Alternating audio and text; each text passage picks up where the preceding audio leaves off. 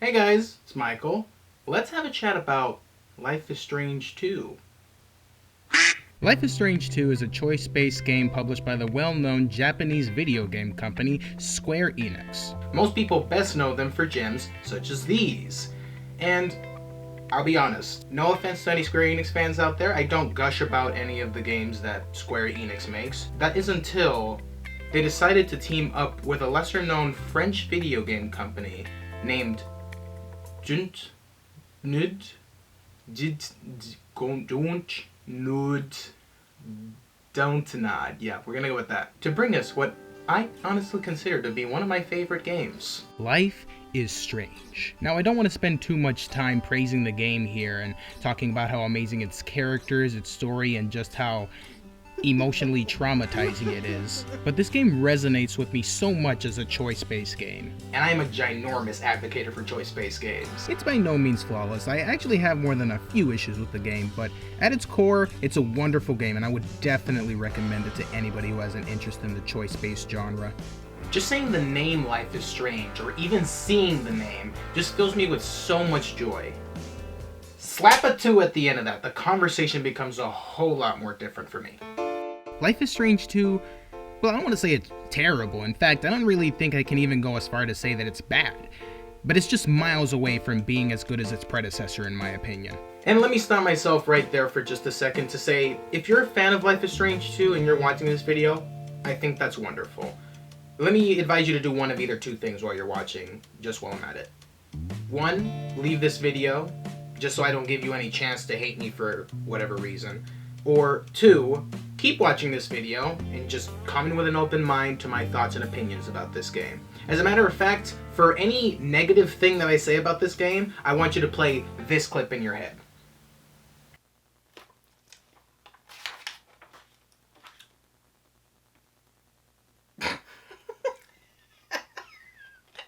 Reading. As if... Good one, Mike.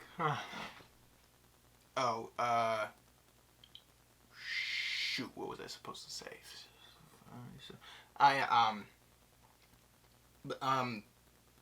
That's just my opinion.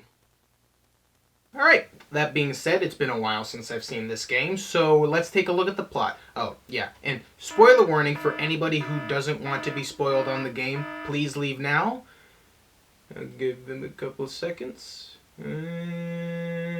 Okay! The story starts with our two main protagonists, Sean Diaz and Daniel Diaz, both living their average, everyday Mexican lives. They both live with their father Esteban in good old Seattle, Washington. Their mom, on the other hand, said, "Screw parenthood, I'm out of here, boys," and left right around the time when Daniel was born. Because apparently she hates this little brat as much as I do. Anyways, the tea starts to go from a sizzle directly into a full-on boil as soon as the neighborhood douchebag named Brett starts to harass little old Daniel, who accidentally spills fake blood on him. I honestly have no idea how he managed to make that happen. Look at the size of that stain, dude. I would be mad too. How the heck did he even manage to make that happen? Hey, Brett, do you want to play catch? So Sean decides to beat the shit out of Brett so hard that it looks like he contracted asthma somehow. And then a policeman decides to come up to the scene and starts completely losing his shit. Hands behind your head! This is bullshit! Esteban comes out to see what all the ruckus is about, and then the cop decides to use him for target practice. On the ground! This causes Daniel to have really deadly gas. Daniel, I've told you not to have too many cheesy gordita crunch wraps! After surviving that, Sean takes Daniel as far away from his now dead dad as he possibly can and decides to run away so that the cops won't catch them. Which makes very little sense when you think about it. I mean, all they had to do was stay there and explain that the cop literally murdered their dad. Although if all the other cops acted like Shooty McTriggerfingers over here, I can see why they decided to cut their losses and book it out of there. Frickin' jackass. But anyways, while they're on their way to God knows where, they decide to make a little snack stop at a gas station. We get to see this cute little puppy in the process. Aw, And then they get stopped by... Seems dangerous to be out here all alone, but maybe you're the ones who need to be watched. What do you mean? We're Sure just... hope you paid for all that. We don't tolerate shoplifters. We paid for this. And let's find out if you're telling the truth. Let's go. Don't touch me! Don't do it, boy. Let go. Don't touch my brother!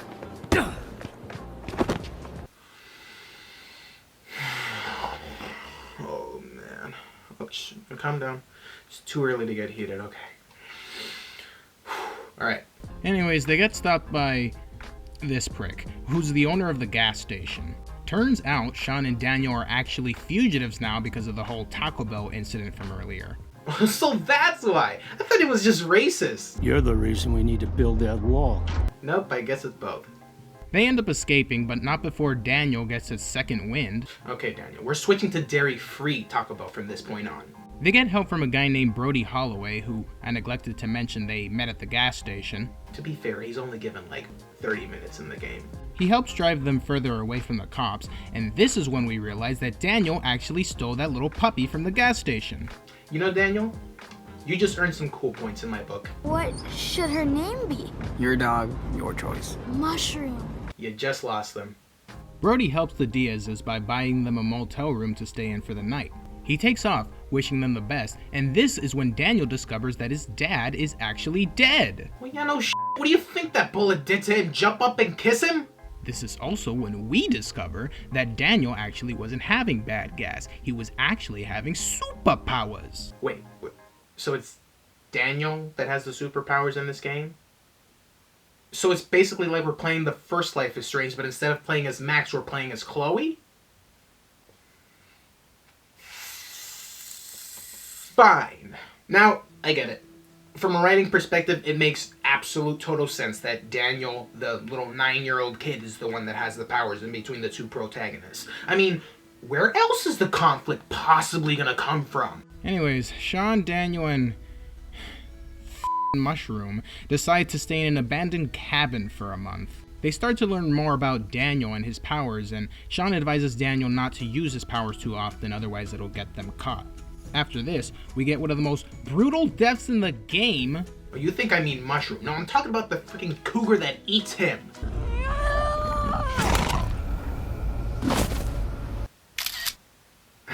That's a keeper. So Sean and Daniel bury Mushroom, God bless her soul, and decide to stay at their grandparents' house. They of course know that they're fugitives, but they decide to take them in anyways. These are their grandparents from their mother's side, and apparently she decided to abandon them as well. And because of this, they don't let anybody enter her old room.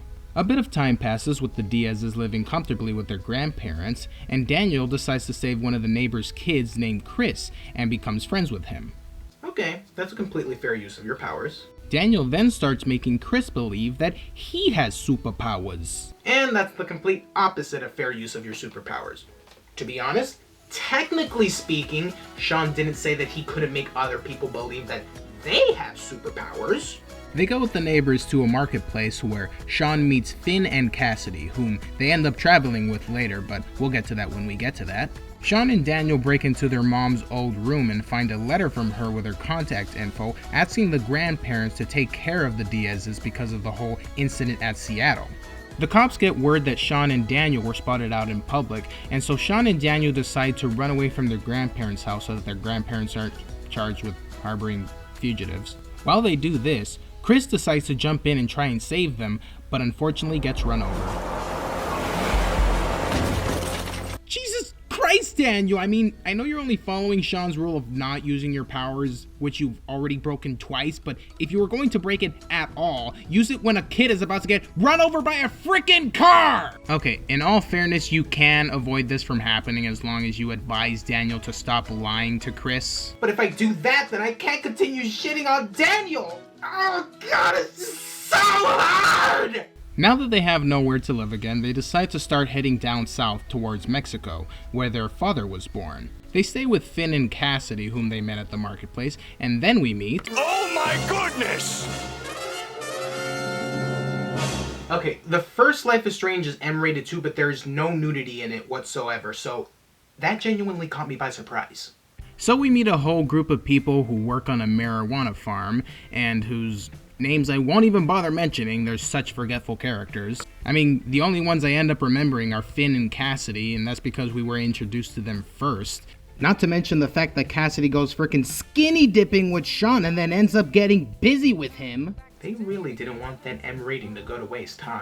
So Finn and Cassidy and whoever this guy is find out that Daniel has powers. This entices Finn to use Daniel to steal money from the owners of the marijuana farm that they work at and make an escape together. Sean tells Daniel not to do this, and of course, he does it anyways. They get caught, however, and Daniel blows up again, causing one of Sean's eyes to be badly damaged and putting him into a coma for 2 months. Well, that went poorly. He wakes up in a hospital and finds out that he's scheduled to be sent to prison after he recovers from his injuries. He finds a letter from Jacob saying that he took Daniel to Haven Point, his hometown, after the incident. Who the is Jacob? Wait, that one guy apart from Finn and Cassidy who knows that Daniel has superpowers? He's the one we're proceeding the story with? Why couldn't it be Cassidy? I at least know that she has a name. So Sean escapes the hospital and makes his way to Nevada so that he can find Daniel. But not before we run into another racist hillbilly. How do you say, "This is not my country"? Este no es mi país. Most excelente. Because one was just not enough to drive home the point this game is trying to make. Anyways, we then find out that Daniel has been taken by a woman that goes by the name Elizabeth. She runs a cult centered around the fact that Daniel has powers and was blessed by God himself to have his powers. And then we see, oh my god, Daniel, what did they do to your hair? Burn it! Burn it with fire! Sean tries to make Daniel leave the cult, but he refuses. Because I guess Daniel believes in this equation now. He gets kicked out and runs into Karen, his mother, whom Jacob contacted for help, same as Sean. Sean and Karen sit down with each other and Karen apologizes to Sean for not being there for him when he was young. They meet up with Jacob and together they devise a plan to get Daniel out of the cult. Oh yeah, now might be a good time to mention, Jacob has a little sister named Sarah Lee who is sick and is also being held by Elizabeth. We find out later that she's actually sick with pneumonia and Elizabeth is not allowing her to get treatment for it. Because I guess Elizabeth follows this equation now. Sean lets Daniel know about this fact, and after getting punched in the face, in my opinion, way too many times. I need give up on you. Don't hit him! Don't let them go! What are you doing? Please! Stop! Jesus, Daniel, you don't think twice before Chris the Klutz comes falling down from the treehouse, but when your own brother gets hit in the face 6 times for you, you don't think to stop once. Maybe I can use my powers to stop this. So, after getting beaten senseless, he finally convinces Daniel to leave. This silly thing was on backwards. And so, Daniel, Sean, and Karen all leave the church looking like straight badasses.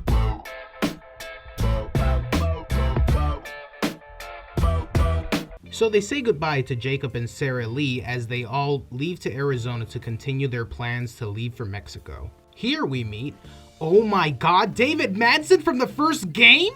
Okay, I legit went through my first walkthrough of this game and didn't even know that that was him the first time. I mean, he looks pretty different and sounds kind of different. I think they got somebody else to voice him this time around. He didn't even introduce himself as David Madsen, he just says David. So I guess at this point my brain just kind of noped out and decided not to care about him that much. He's not even in this game for that long, to be honest. I mean, it was a nice little cameo. I'm glad they put it in. He advises Sean to just let the cops catch him, as he thinks this might be a better outcome for both him and Daniel. After this, we learn that Karen has been pinned down by the cops as one of the people responsible for the church fire. She decides to stay behind so that the cops will catch her and not Sean and Daniel. And so the Diazes finally arrive at the border wall and then tear it down so that they can cross over to the other side. And together, as brothers, they decide to cross over to the other side of... What?!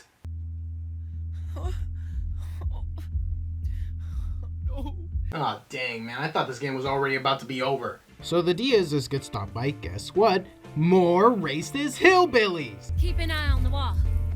These fuckers blew it up so their friends can cross. By God, I wonder what they're going to say. Is it something along the lines of, go back to your country? No, the problem is you people breaking into my country. What a surprise! guys! Anyways, yeah, they get locked up and Sean gets pulled aside for some questioning and Daniel decides to break him free and they both run away in a car together to the border again, but instead try to take the entrance that's full with a bunch of cops. You just blasted a hole in the thing a few minutes ago. Why didn't you enter through there? Or at least find some other part of the wall to do the same thing to? But this choice starts to make sense once the game gives us the option to either surrender or cross the border.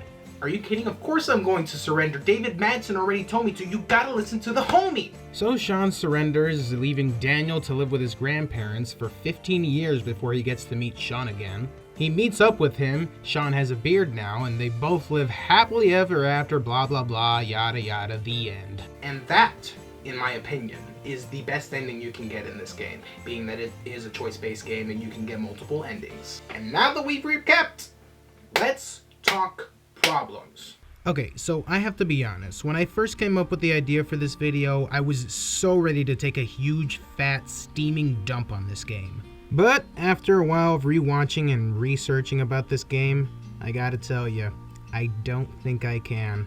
I mean, this game isn't as good as the first one, at all. Let me just make that clear. But the thing is, there are a couple of things that this game does that I actually kinda liked. Like, there's some scenes with Sean and Daniel in the earlier parts of the game, and I was watching these parts and I kinda thought, wow, I mean, these guys kinda do act exactly like brothers would. It's very believable. Also, there's some side characters I actually really liked as well, and I was like, damn, I might need to rethink about making this video. But then the second half of the game came, and I was reminded why I didn't like this game as much as the first one. This is where the game starts to get a bit bland for me. Sean and Daniel stop having those good moments together, and the characters they start introducing, aside from Karen and David Madsen, actually, you know what? Screw that. The only thing that makes David interesting here is the fact that he's connected to the first game's event, so I'm not giving them the point for that. But yeah, Karen is the only character that I actually find interesting in the second half of this game. The characters more or less in the first half, like Finn and Cassidy, and even freaking Brody, they all disappear and we don't see them again. I mean, come on, seriously, one of the best parts of the first game is that there are side characters that you can talk and interact with, and you can continue to build relationships with them throughout the entire story. But instead, in this game, you meet someone and move on. Meet someone and then move on. And then you meet someone and then you f***ing move on again. Like, there's a character in this game named Lila who is supposed to be Sean's best friend, and yeah, I purposefully didn't mention her until now to prove this point. She doesn't serve a single important point in the plot, and is absent for almost the entire game. Sean and her share a couple of scenes in the beginning that I actually thought were some of the more enjoyable parts of the whole game. I like these characters and how they interact with each other, and I totally bought them being good friends. But they don't use her for more than 30 minutes in this game before she completely disappears. There are points where they'll give her little callbacks or whatnot, and there's an ending where we see her again for like a couple extra seconds, but there's nothing more than that. And what about Mushroom? Yeah, it actually would have been cool to have her grow up with Sean and Daniel and join them to try and get to Mexico, but no, she freaking dies. Congrats, I mean, you'd rather kill a puppy than give us an interesting character. Wouldn't it have made more sense to have her grow older, maybe make it to the border with Sean and Daniel, and then get shot dead, maybe by these rednecks who shoot Daniel? That would have been better because we spend more time connecting with Mushroom, and it actually would have been a bit more traumatizing. I mean, more traumatizing than it already was. And then there's Finn and Cassidy, whom, yeah, they spend way more time developing and are more important to the story, but they X them out as well after Daniel explodes, and instead of having one of them, the actual interesting characters, help Daniel out of it, they get blown up. And who do they get to save Daniel instead? This guy who, his name, I can't even remember again, and who I can't give two craps about. This is ridiculous! Why are you passing up so many potentially good moments this game could be having? For example, during the beginning of the game, Lila and Sean have a Halloween party that they planned on going to, where there was like some girl that Sean had a crush on and he was gonna plan on asking her out, and I was legit really excited to go to it. I mean, you could have had it so that we spend more time with Lila, letting us get more connected with her, and maybe going to this Halloween party and helping Sean spit game with this girl that he likes. That would have been so fun, and it would have helped the player realize the life that Sean now has to leave behind because of this terribly forced conflict that occurs with this cop, which, seriously, what the hell? This cop is is an idiot, and so is the dad for not complying right away in this situation. It's so frustrating to watch. And speaking of things that are frustrating, let's talk about the little telekinesis tyrant himself, Daniel Diaz.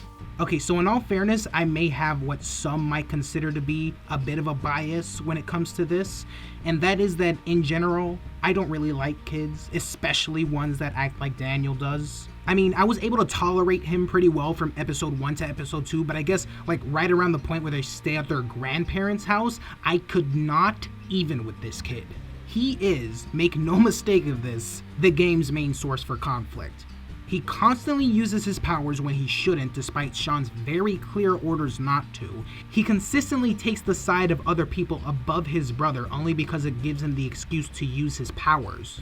Also, he's kinda the whole reason that they have to run away from their home in the first place. I mean, he spilled the blood on bread, and he's the one who made the situation look bad on them by blowing up when his dad got shot. And no, of course I'm not saying that I blame him for being upset that his only parent just got shot. I'm just trying to further prove my point that Daniel is this game's go-to when it comes to having any sort of conflict arise. I know that's also kind of true about the first game as far as Chloe is concerned, and just like Chloe, Daniel does kind of end up redeeming himself to some extent by the end. So I guess I'll kind of begrudgingly give that a pass, and besides, there is that one almost completely unavoidable defense that people will have against this argument anyways, which is that he's just a little kid, he doesn't know any better, and I won't even try to combat that point because of how much ground it actually holds. Doesn't mean I have to like it though. To be honest, when Life is Strange 2 came out like 2 years ago, I made a very conscious choice not to buy it because I knew I wasn't going to be a fan of it, just from even finding out that it existed. Speaking of which, I guess it's time we get to the main point of this video. I don't think Life is Strange 2 should have ever existed. The first Life is Strange is a game I hold very near and dear to my heart, and I always find myself coming back to it time and time again. I love the story, and the characters were so easy to connect to. I felt that both endings were pretty set in stone. There didn't need to be a continuation of these character stories. Their arcs are done. I don't even think that Life is Strange 2 would have been good had it been about the characters from the previous game. In fact, I highly believe that Life is Strange is better as just Life is Strange. Not an ongoing collection of games about individuals finding out they have otherworldly abilities. That's not what Life is Strange is meant to be. It's not another Final Fantasy or Resident Evil, a series to keep churning out sequel after sequel, game after game.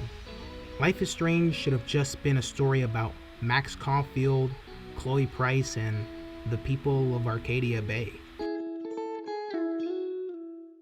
But of course, Life is Strange 2 does exist, and it is a series, and I have no doubt Square Enix plans on milking it for as much as it's worth. It's too bad we can't turn back time and pretend like it never happened. I mean, as we know from the first Life is Strange, when you mess with time, a giant world-ending tornado will come and wipe out everyone you love. Well, that's enough for me. I hope you guys enjoyed this video.